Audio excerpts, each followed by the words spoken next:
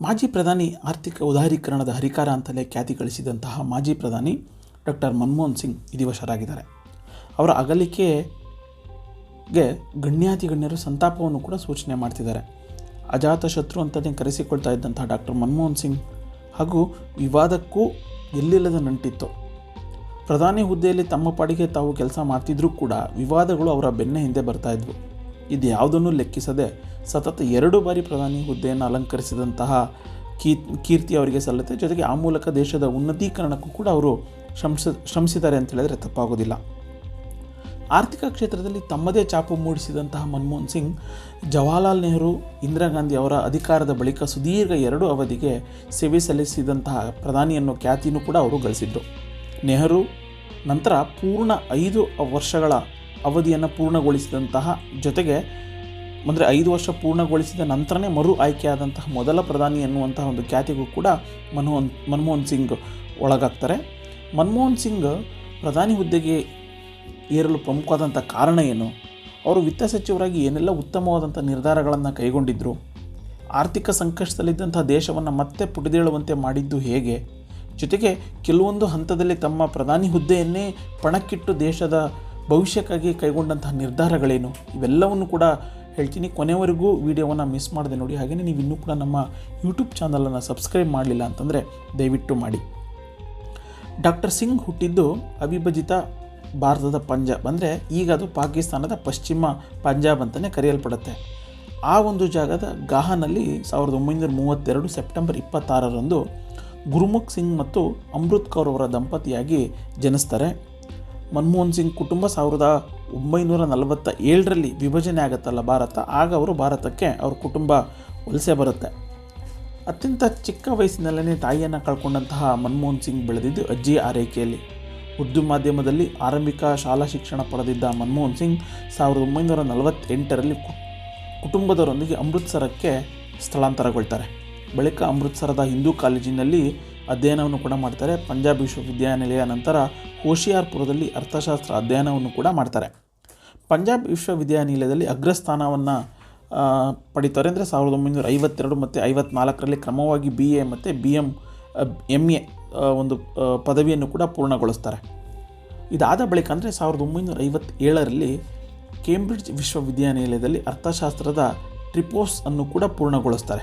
ಅದಾದ ನಂತರ ಅವರು ಭಾರತಕ್ಕೆ ವಾಪಸ್ ಬರ್ತಾರೆ. ಪಂಜಾಬ್ ವಿಶ್ವವಿದ್ಯಾನಿಲಯ ಮತ್ತು ದೆಹಲಿ ವಿವಿಯಲ್ಲೂ ಕೂಡ ಪ್ರಾಧ್ಯಾಪಕರಾಗಿ ಒಂದು ಸೇವೆಯನ್ನು ಸಲ್ಲಿಸ್ತಾರೆ. 1960ರಲ್ಲಿ ಆಕ್ಸ್ಫರ್ಡ್ ವಿವಿಯಿಂದ DPhil ಪಡೆದಂತಹ ಮನಮೋಹನ್ ಸಿಂಗ್ ಅಲ್ಲಿ ಅವರು ನಫೀಲ್ಡ್ ಕಾಲೇಜಿನ ಸದಸ್ಯರಾಗಿಯೂ ಕೂಡ ಕಾರ್ಯವನ್ನು ನಿರ್ವಹಣೆ ಮಾಡ್ತಾರೆ. ಆಕ್ಸ್ಫರ್ಡ್ನಿಂದ ಅರ್ಥಶಾಸ್ತ್ರದಲ್ಲಿ ಡಾಕ್ಟರೇಟ್ ಪದವಿಯನ್ನು ಪಡೆದಂತಹ ಸಿಂಗ್ 1966ರಿಂದ 69ರವರೆಗೆ ವಿಶ್ವಸಂಸ್ಥೆಯಲ್ಲಿ ಕೂಡ ಕೆಲಸವನ್ನು ಮಾಡ್ತಾರೆ.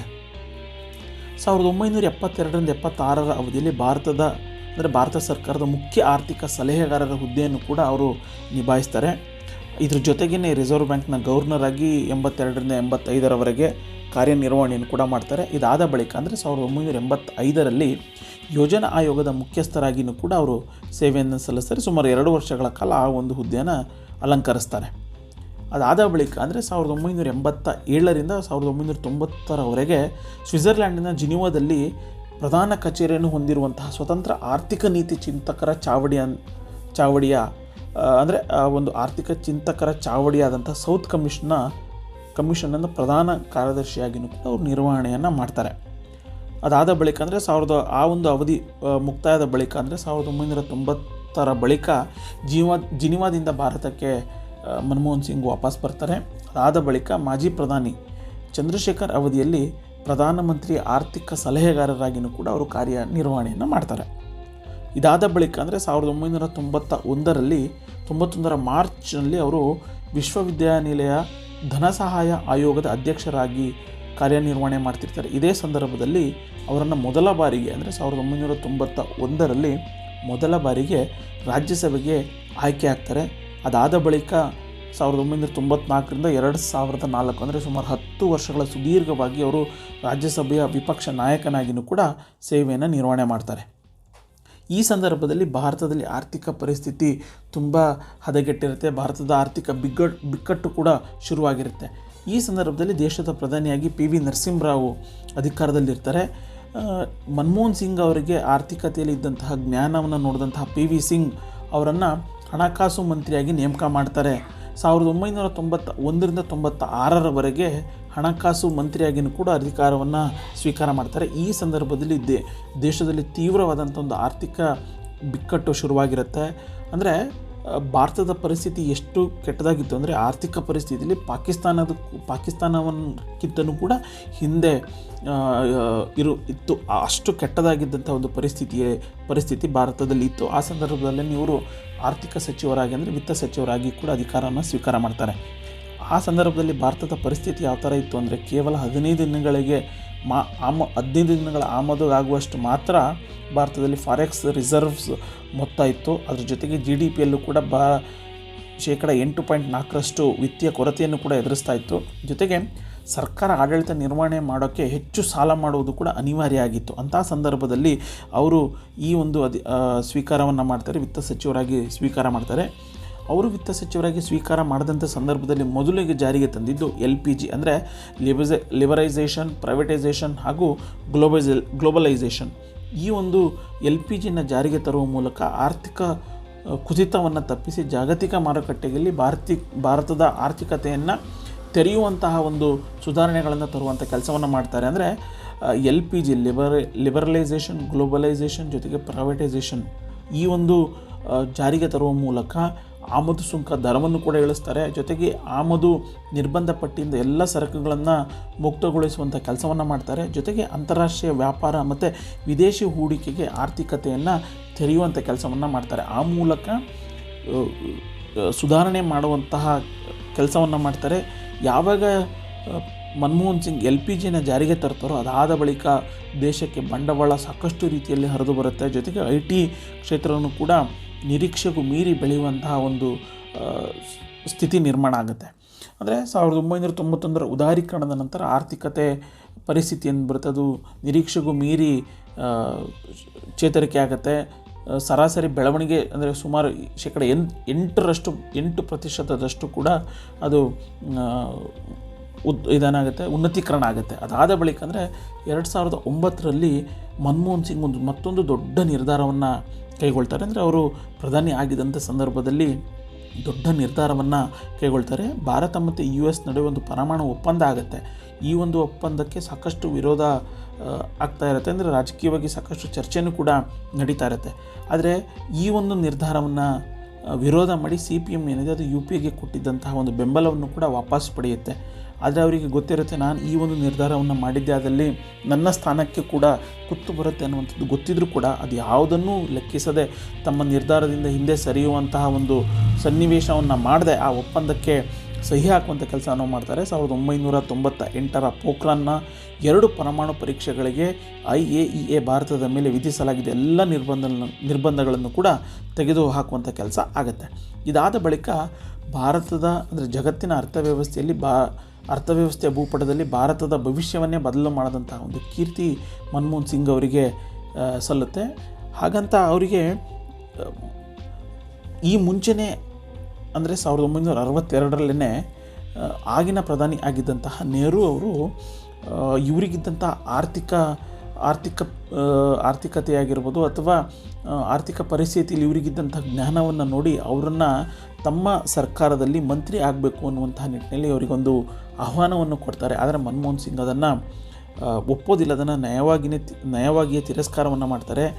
ನಾನು ಯಾವುದೇ ಕಾರಣಕ್ಕೂ ಕೂಡ ಈಗ ಅಂದರೆ ಸರ್ಕಾರದ ಭಾಗವಾಗಿ ಅಂದರೆ ಸಚಿವನಾಗಿ ನಾನು ಕೆಲಸವನ್ನು ಮಾಡೋದಿಲ್ಲ ಅಂಥೇಳಿ ನಿರಾಕರಣೆ ಮಾಡ್ತಾರೆ. ಅಂತ 1962ರಲ್ಲಿ ಅಂದರೆ ಸಚಿವ ಸ್ಥಾನವನ್ನು ತಿರಸ್ಕಾರ ಮಾಡಿದಂತಹ ಮನಮೋಹನ್ ಸಿಂಗ್ ಅವರ ಮನೆ ಬಾಗಿಲಿಗೆ ಪ್ರಧಾನಮಂತ್ರಿ ಹುದ್ದೆ ಹುಡ್ಕೊಂಡು ಬರುತ್ತೆ. 2004ರಲ್ಲಿ UPA ಬಹುಮತ ಪಡೆದು ಅಧಿಕಾರಕ್ಕೆ ಬರುವಂಥ ಸಂದರ್ಭದಲ್ಲಿ ಆಗಿನ AICC ಅಧ್ಯಕ್ಷರಾಗಿರ್ಬೋದು ಜೊತೆಗೆ ಕಾಂಗ್ರೆಸ್ನ ಅಧಿನಾಯಕಿಯಾಗಿದ್ದಂಥ ಸೋನಿಯಾ ಗಾಂಧಿ ಅವರು ಪ್ರಧಾನಿಯಾಗುವಂಥ ಒಂದು ಸನ್ನಿವೇಶ ಇರುತ್ತೆ. ಅವರೂ ಕೂಡ ಪ್ರಧಾನಿ ಆಗಬೇಕಾಗಿರುತ್ತೆ. ಆದರೆ ಅವೆಲ್ಲವನ್ನು ಕೂಡ ತಿರಸ್ಕಾರ ಮಾಡಿ ಅವರು ತಮ್ಮ ಕಣ್ಣಿಗೆ ಕಂಡಂತಹ ಮನಮೋಹನ್ ಸಿಂಗ್ ಅವರನ್ನು ಪ್ರಧಾನಮಂತ್ರಿ ಹುದ್ದೆಗೆ ಸೂಚನೆಯನ್ನು ಸೂಚಿಸ್ತಾರೆ. ಅಂದರೆ ಆಕ್ಸಿಡೆಂಟಲ್ ಪ್ರೈಮ್ ಮಿನಿಸ್ಟರ್ ಅನ್ನುವಂತಹ ಒಂದು ಹಣೆಬರ ಮನಮೋಹನ್ ಸಿಂಗ್ ಅವರ ಮೇಲೆ ಬೀಳುತ್ತೆ. ಆಕಸ್ಮಿಕ ಪ್ರಧಾನಿ ಮೌನಿ ಬಾಬಾ ಅಂತಲೇ ಅವರು ಸಾಕಷ್ಟು ಟೀಕೆಗಳಿಗೆ ಗುರಿಯಾಗ್ತಾರೆ. ಎಲ್ಲ ಟೀಕೆಗಳಿಗೆ ಗುರಿ ಆಗಿದ್ದರೂ ಕೂಡ ಮನಮೋಹನ್ ಸಿಂಗ್ ಸೋನಿಯಾ ಗಾಂಧಿ ಅವರ ರಬ್ಬರ್ ಸ್ಟಾಂಪ್ ಥರನೇ ಕೆಲಸವನ್ನು ಮಾಡ್ತಿದ್ದಾರೆ ಅನ್ನುವಂಥ ಒಂದು ಟೀಕೆಗಳನ್ನು ಕೂಡ ಮಾಡುವಂಥ ಕೆಲಸವನ್ನು ವಿಪಕ್ಷಗಳು ಎಲ್ಲವೂ ಕೂಡ ಮಾಡ್ತಾಯಿದ್ವು. ಆದರೆ ಇದು ಯಾವುದಕ್ಕೂ ತಲೆ ಕೆಡಿಸಿಕೊಳ್ಳದೆ ತಮ್ಮ ಕೆಲಸವನ್ನು ತಾವು ನಿರಂತರವಾಗಿ ಮಾಡುವ ನಿಟ್ಟಿನಲ್ಲಿ ಅವರು ಗಮನ ಹರಿಸಿದರು. ಜೊತೆಗೆ ಆ ಮೂಲಕ ದೇಶದ ಸುಧಾರಣೆಗೆ ಹಲವು ಕ್ರಮಗಳನ್ನು ಕೂಡ ಕೈಗೊಳ್ಳುವಂಥ ಕೆಲಸವನ್ನು ಮಾಡಿದರು. ಅದರಲ್ಲಿ ಪ್ರಮುಖವಾಗಿ ನರೇಗಾ ಯೋಜನೆ ಏನಿದೆ ಅದು ಇವರ ಸರ್ಕಾರದ ಪ್ರಮುಖವಾದಂಥ ಒಂದು ಸಾಧನೆ ಆಗುತ್ತೆ. ಜೊತೆಗೆ ಮಾಹಿತಿ ಹಕ್ಕು ಆಯೋಗ ಏನಿದೆ ಅದು ಕೂಡ ಈ ಒಂದು ಸರ್ಕಾರದ ಅತ್ಯಂತವಾದಂಥ ಒಂದು ಸಾಧನೆ. ಇದುವರೆಗೂ ಕೂಡ ಅದು ಪ್ರಚಲಿತದಲ್ಲಿದೆ. ಇದನ್ನು ಹೊರತುಪಡಿಸಿದರೆ ರಬ್ಬರ್ ಸ್ಟಾಂಪ್ ಅಂತ ಕರೆಸಿಕೊಳ್ತಾ ಇರುವಂತಹ ಮನಮೋಹನ್ ಸಿಂಗ್ ಅವರ ಅವಧಿಯಲ್ಲಿ ಹಗರಣಗಳ ಸರಮಾಲೆಯೇ ಇತ್ತು. ಆದರೆ ನೇರವಾಗಿ ಎಲ್ಲೂ ಕೂಡ ಮನಮೋಹನ್ ಸಿಂಗ್ ಅವರ ಹೆಸರು ಈ ಹಗರಣಗಳಲ್ಲಿ ಕಾಣಿಸ್ಕೊಳ್ತೈತಿ ಇದ್ದರೂ ಕೂಡ ಸರ್ಕಾರದ ಅವಧಿಯಲ್ಲಿ ಸಾಕಷ್ಟು ಹಗರಣಗಳು ಸುದ್ದಿಯಾಗಿದ್ವು. ಪ್ರಮುಖವಾಗಿ 2G ಸ್ಪೆಕ್ಟ್ರಮ್ ಆಗಿರ್ಬೋದು, ಕಾಮನ್ವೆಲ್ತ್ ಹಗರಣ ಆಗಿರ್ಬೋದು, ಕಲ್ಲಿದ್ದಲು ಹಗರಣ ಆಗಿರೋದು, ಇವೆಲ್ಲವೂ ಕೂಡ ವಿಪಕ್ಷಗಳ ಬಾಯಿಗೆ ಆಹಾರವಾಗುವಂಥ ಹಗರಣಗಳಾಗಿದ್ವು. ಇವೆಲ್ಲವನ್ನು ಕೂಡ ಅವರು ಸಮರ್ಥವಾಗಿ ನಿಭಾಯಿಸುವಂಥ ಕೆಲಸವನ್ನು ಮಾಡಿದರು. ಆ ಮೂಲಕ ಸತತ 2 ಬಾರಿ ದೇಶದ ಪ್ರಧಾನಿಯಾಗಿ ಪ್ರಧಾನಮಂತ್ರಿ ಹುದ್ದೆಯನ್ನು ಅಲಂಕರಿಸಿ ದೇಶವನ್ನು ಮುನ್ನಡೆಸುವಂಥ ಕೆಲಸವನ್ನು ಮನಮೋಹನ್ ಸಿಂಗ್ ಮಾಡ್ತಾರೆ. ಜೊತೆಗೆ ಮನಮೋಹನ್ ಸಿಂಗ್ ಅವರ ಮಾಜಿ ಮಾಧ್ಯಮ ಸಲಹೆಗಾರ ಆಗಿದ್ದಂಥ ಸಂಜಯ್ ಬಾರು ಏನಿದ್ದಾರೆ ಅವರು ಜೊತೆಗೆ ಇತರರ ಒಂದಷ್ಟು ಲೇಖಕರು ಎಲ್ಲರೂ ಕೂಡ ಒಂದು ಪುಸ್ತಕವನ್ನು ಬರೀತಾರೆ. ಆ ಒಂದು ಪುಸ್ತಕದಲ್ಲಿ ಮನಮೋಹನ್ ಸಿಂಗ್ ಹೆಸರಿಗಷ್ಟೇ ಪ್ರಧಾನಿ ಆಗಿದ್ದರು ಅನ್ನುವಂತಹ ಒಂದು ಉಲ್ಲೇಖ ಆ ಪುಸ್ತಕದಲ್ಲಿದೆ. ಜೊತೆಗೆ ಈ ಕುರಿತಂತೆ ಈ ಒಂದು ಪುಸ್ತಕದ ಆಧಾರದ ಮೇಲೆ ಆಕ್ಸಿಡೆಂಟಲ್ ಪ್ರೈಮ್ ಮಿನಿಸ್ಟರ್ ಎನ್ನುವಂತಹ ಒಂದು ಸಿನಿಮಾನೂ ಕೂಡ ಬಾಲಿವುಡ್ನಲ್ಲಿ ಬಂದಿದೆ. ಅದರಲ್ಲಿ ಪ್ರಧಾನಿಯಾಗಿ ಮನಮೋಹನ್ ಸಿಂಗ್ ಯಾವ ರೀತಿಯಾದಂಥ ನಿರ್ಧಾರಗಳನ್ನು ಕೈಗೊಂಡರು, ಅವರ ಮೇಲಿದ್ದಂತಹ ವಿವಾದಗಳೇನು, ಜೊತೆಗೆ ಅವರು ನಿಜವಾಗ್ಲೂ ಆಕ್ಸಿಡೆಂಟಲ್ ಪ್ರೈಮ್ ಮಿನಿಸ್ಟರ್ ಆಗಿದ್ರಾ ಅಥವಾ ಹೆಸರಿಗಷ್ಟೇ ಪ್ರೈಮ್ ಮಿನಿಸ್ಟರ್ ಆಗಿದ್ರಾ, ಇವೆಲ್ಲವನ್ನು ಕೂಡ ಅಲ್ಲಿ ಚಿತ್ರೀಕರಣವನ್ನು ಮಾಡಲಾಗಿದೆ. ಜೊತೆಗೆ ಎಲ್ಲವನ್ನು ಕೂಡ ಆ ಒಂದು ಆಕ್ಸಿಡೆಂಟಲ್ ಪ್ರೈಮ್ ಮಿನಿಸ್ಟರ್ ಮೂವಿಯಲ್ಲಿ ಉಲ್ಲೇಖ ಆಗಿದೆ. ಜೊತೆಗೆ ಅವರ ಈ ಒಂದು ಅವರ ಮಾಜಿ ಮಾಧ್ಯಮ ಸಲಹೆಗಾರ ಸಂಜಯ್ ಬಾರು ಜೊತೆಗೆ ಇತರರು ಒಂದಷ್ಟು ಪುಸ್ತಕಗಳನ್ನು ಬರೆದಿದ್ದರು, ಅವ್ರ ಹೆಸರಿಗಷ್ಟೇ ಪ್ರೈಮ್ ಮಿನಿಸ್ಟರ್ ಆಗಿದ್ದರು ಅಂತೇಳಿ. ಇದು ವಿಪಕ್ಷಗಳಿಗೆ ಒಂದು ರೀತಿ ಅಸ್ತ್ರ ಕೊಟ್ಟಂತಾಗಿತ್ತು. ಇವೆಲ್ಲವನ್ನು ಕೂಡ ಮನಮೋಹನ್ ಸಿಂಗ್ ಮೆಟ್ಟಿ ನಿಂತು ಸಮರ್ಥವಾಗಿ ದೇಶವನ್ನು ಮುನ್ನಡೆಸುವಂಥ ಕೆಲಸವನ್ನು ಮಾಡ್ತಾರೆ. ಇದೆಲ್ಲದರ ಹೊರತಾಗಿಯೂ ಕೂಡ ದೇಶದ ಆರ್ಥಿಕ ಪ್ರಗತಿಗೆ ಶ್ರಮಿಸಿದ್ದನ್ನು ಇಂದಿಗೂ ಕೂಡ ಪಕ್ಷಾತೀತವಾಗಿ ರಾಜಕೀಯ ನಾಯಕರು ಒಪ್ತಾರೆ. ಅವರು ಕೈಗೊಂಡಂತಹ ಒಂದಷ್ಟು ನಿರ್ಧಾರಗಳನ್ನು ಈಗಲೂ ಕೂಡ ಒಪ್ಪುವಂಥ ಕೆಲಸ ಮಾಡ್ತಾರೆ. ಇದಿಷ್ಟು ಕೂಡ ಮನಮೋಹನ್ ಸಿಂಗ್ ಅವರ ಕುರಿತಾದಂಥ ಒಂದಷ್ಟು ವಿಚಾರಗಳು. ಇಂತಹ ಒಂದು ಆರ್ಥಿಕ ಉದಾರೀಕರಣದ ಅಧಿಕಾರ ಆಗಿದ್ದಂತಹ ಮನಮೋಹನ್ ಸಿಂಗ್ ಇದೀಗ ವಿಧಿವಶರು ಆಗಿದ್ದಾರೆ. ಅವರ ಅಗಲಿಕೆಗೆ ಇಡೀ ದೇಶವೇ ಕಂಬನಿ ಮಿಡಿತಾ ಇದೆ. ಸೊ ನಿಮಗೆ ಈ ವಿಡಿಯೋ ಇಷ್ಟ ಆಗಿದೆ ಅಂಥೇಳಿ ನಾನು ಭಾವಿಸ್ತೀನಿ. ನೀವು ಇನ್ನೂ ಕೂಡ ನಮ್ಮ ಯೂಟ್ಯೂಬ್ ಚಾನಲನ್ನು ಸಬ್ಸ್ಕ್ರೈಬ್ ಮಾಡಿಲ್ಲ ಅಂತಂದರೆ ದಯವಿಟ್ಟು ಸಬ್ಸ್ಕ್ರೈಬ್ ಮಾಡಿ. ಹಾಗೆಯೇ ಪಕ್ಕದಲ್ಲಿರುವಂಥ ಒಂದು ಬೆಲ್ ಐಕನನ್ನು ಒತ್ತಿ. ಆ ಮೂಲಕ ನಿಮಗೆ ನಾವು ಅಪ್ಲೋಡ್ ಮಾಡುವಂತಹ ವಿಡಿಯೋದ ನೋಟಿಫಿಕೇಷನ್ ನಿಮಗೆ ಬರುತ್ತೆ. ಧನ್ಯವಾದಗಳು.